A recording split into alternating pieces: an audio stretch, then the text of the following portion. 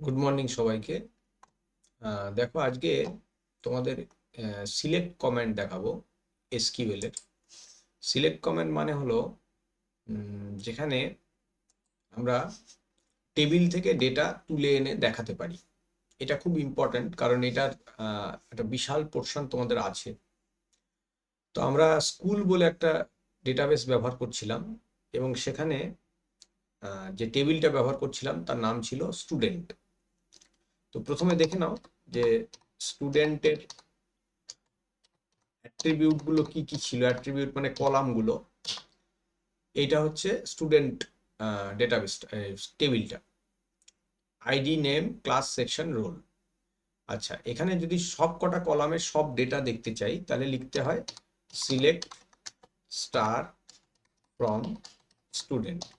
এটা লিখলে কি হবে, সব কটা কলামের সমস্ত ডেটা আমরা দেখতে পাবো। দেখো 5টা কলাম আছে আর 4টে রোতে ডেটা আছে।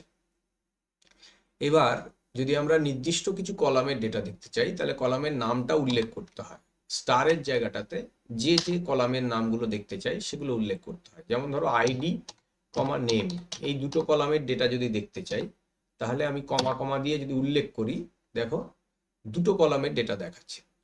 ঠিক আছে? তো এইভাবে আমরা যে কোনো কলামের বা যতগুলো খুশি কলামের ডেটা দেখতে পারবো সিলেক্ট কমান্ড ব্যবহার করে। আচ্ছা, এছাড়া যদি বিভিন্ন ক্রাইটেরিয়া দিয়ে আমরা রেকর্ড দেখতে চাই তাহলে আমাদের হোয়ার ক্লজ ব্যবহার করতে হয়। তো হোয়ার ক্লজ দিয়ে কিভাবে ডেটা দেখব, ধরো আমি রোল নাম্বার 3-এর কম রোল নাম্বারের ডেটাগুলো দেখব। তাহলে ডেটা দেখব মানে সবকটা কলাম দেখব। তাহলে আমি সিলেক্ট স্টার ফ্রম স্টুডেন্ট লিখব। আর ক্রাইটেরিয়াটা দেখতে হয় হোয়ার দিয়ে। হোয়ার কি হবে, রোল লেস দ্যান 3, যাদের রোল 3-এর কম তাদের ডেটা দেখাবে। দেখো, এই দেখো, ঠিক আছে?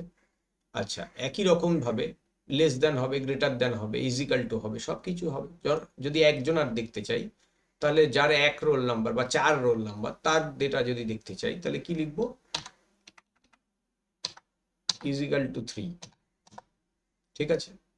আচ্ছা, একই রকম যদি আমি ওপরের রেকর্ডটা দেখতে চাই তাহলে কি দেবো, গ্রেটার দ্যান।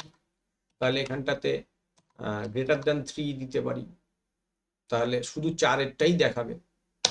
দেখো, এই দেখো, ঠিক আছে? তাহলে less than, greater than, equal to, তিনটেই হয়ে গেল। আচ্ছা, এইবার যদি কোনো নিউমেরিক ডেটার বদলে কোনো আলফাবেটিক্যাল ডেটা দেখতে হয় তাহলে কিন্তু equal to, greater than, less than দিলে হয় না। সেক্ষেত্রে আমাদেরকে লাইক কমেন্ট ব্যবহার করতে হয়। কিভাবে করব, ধরো যাদের নাম এ দিয়ে শুরু তাদের রেকর্ড দেখাবে। এক্ষেত্রে একজনারই আছে ইনফ্যাক্ট। কিভাবে করব, দেখো, where name like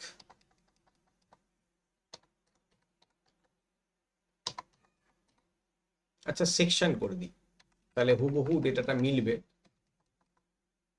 where section like এ করে দিই, তাহলে কি এ সেকশনে যারা পড়ে তাদের ডেটাগুলো দেখাবে, সবকটাই ডেটা দেখাবে, স্বাভাবিক, যেহেতু সবাই এ সেকশনে পড়ছে। আচ্ছা, এইবার ওয়াইল্ড কার্ড ক্যারেক্টার ব্যবহার করতে পারবো। ওয়াইল্ড কার্ড ক্যারেক্টার মানে আমরা শুরু দিয়ে বা শেষ দিয়ে নাম নির্বাচন করতে পারবো। কিভাবে করব, সেকশনের জায়গায় ধরো আমরা নেম দিলাম।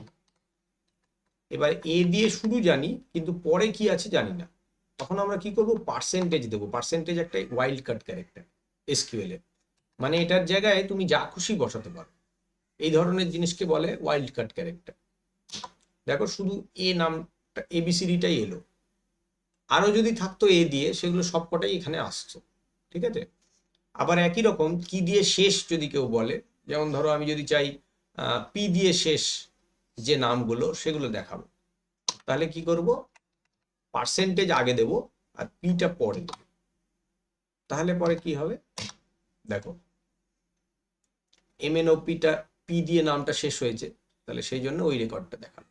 ঠিক আছে? এগুলো ওয়াইল্ড কার্ড ক্যারেক্টার বলে।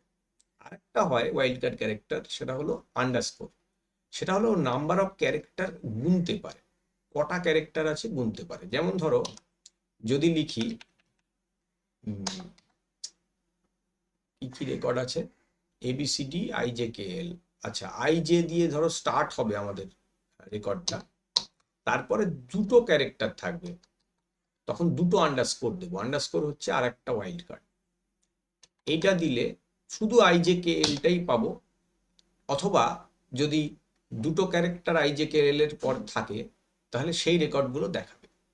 ঠিক আছে, এটাকে বলে আন্ডারস্কোর, এটা আরেক ধরনের ওয়াইল্ড কার্ড।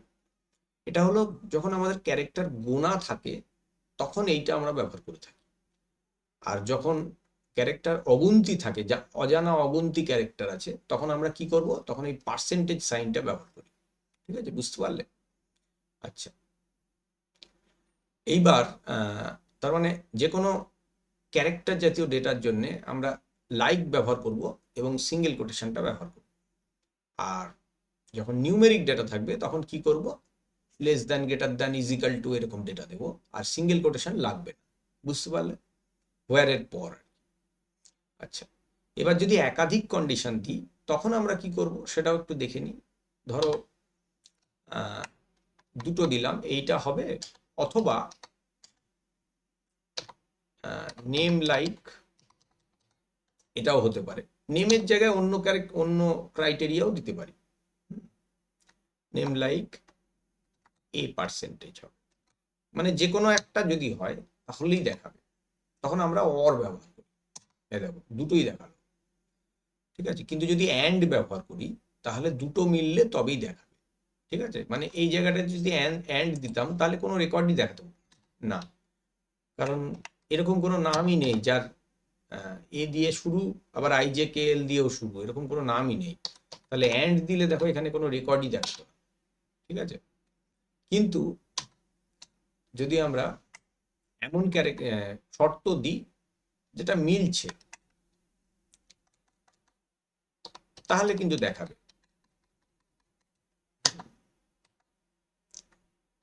দেখো দুটো শর্তই মিলছে, তাহলে এবার একটা রেকর্ড দেখাবে। এই যে যখন যে কোনো একটা শর্ত মিলবে অনেকগুলোর মধ্যে তখন দেবো অর, আর যখন সবকটা শর্তকে মিলতে হবে তখন দেবো অ্যান্ড। ঠিক আছে, তাহলে এইভাবে অ্যান্ড এবং অর ব্যবহার করি। ঠিক আছে, তো এইভাবে আমরা সিলেক্ট স্টেটমেন্ট ব্যবহার করে বিভিন্ন ডেটাকে তুলে আনতে পারবো। এরকম আরো অনেক আছে, আমি পরবর্তী ক্লাসগুলোতে আরো অনেকগুলো দেখাবো। তো সবগুলো ক্লাস ফলো করো, দেখো বুঝতে পারবে, ভালো লাগবে, এবং খুব শিগগিরই আমাদের এসকিউএলও কমপ্লিট হয়ে যাবে। তো আজকে এইটুকুই রাখছি। থ্যাংক ইউ সকল।